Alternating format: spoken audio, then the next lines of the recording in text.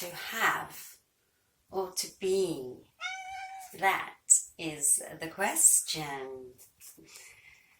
That's basically this book by Erich Fromm is called To Have or To Be, and I read this a long time ago and I've been rereading bits of it, and it's a bit of a heavy read really, but it's got some really good points and concepts in there.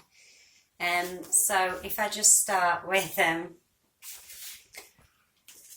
bit near the beginning, which says, as is the greatest social experiment ever to solve the question whether pleasure can be a satisfactory answer to the problem of human existence.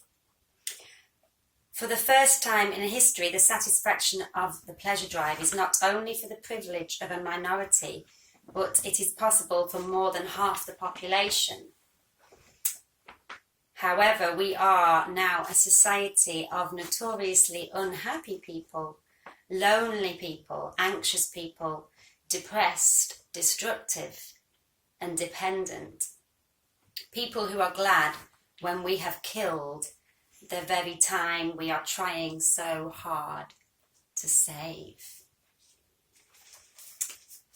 So, yeah, I think that's a very interesting point.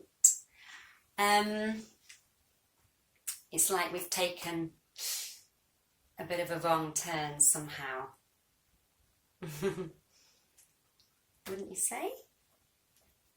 Where's Amber gone? What are you doing, Amber? Have you got in that bag? She's in a bag. Gotta see this. Amber, look at you, cutie pie. Stay in the bag. Oh, I wanted to get a photo of you in the bag.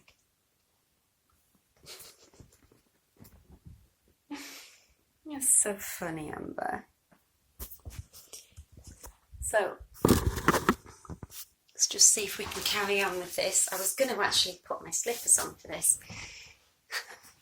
So I believe, of course, that the best way is to be and not to have. So basically, I think if I was offered $1 million or inner peace, I would choose inner peace. Now, a lot of people probably don't believe me when I say that, but honestly, it's true. Because some people might think that $1 million would bring them inner peace, but I think, as it's pretty obvious by the celebrities and people out there who are very rich, that is not the case. There's a lot of very, very unhappy people who are very rich. In fact, some people might say they're the most unhappy people. I should think there's more people on antidepressants who are in the higher kind of, the higher part of the wealth divide. So, yeah, I don't think that money is the solution to happiness and inner peace at all. And yeah, the solution I think lies in the being. So with being, it's something that comes more internally. It's not from things that you can buy, basically. So where's another bit that I wanted to read out? Oh yeah, that was a poem as well.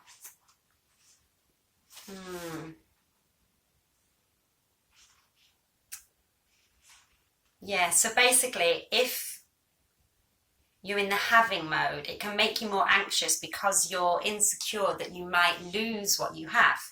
You're fearful that it might all somehow get lost, through, maybe it could be stolen, or there could be an economic change, as we're seeing at the moment, or revolution, or sickness, or death, or, some kind of change.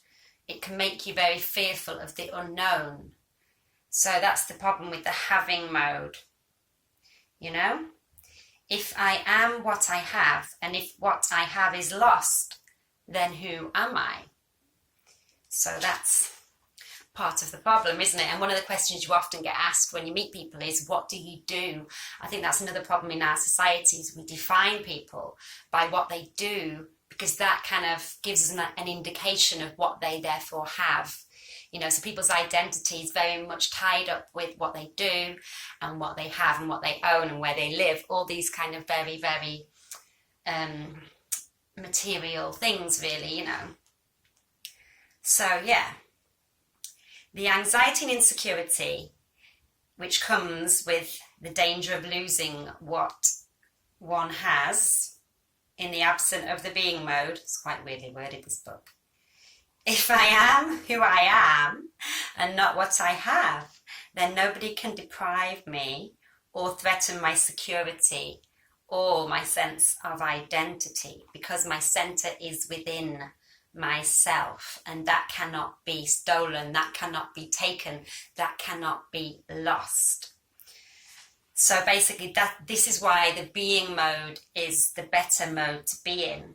So the powers of reason, love, and of artistic and intellectual creation, these powers grow through the process of being expressed.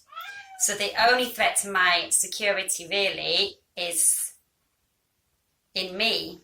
So as long as you feel like you have faith in yourself and in life and in the universe and in your creativity and your productive powers, then, you know, that is something which never can be lost. So there we go. I think there was some other bits I wanted to read, but I don't know where it's gone. Oh yeah, to do with the economy. So obviously it's all tied up with the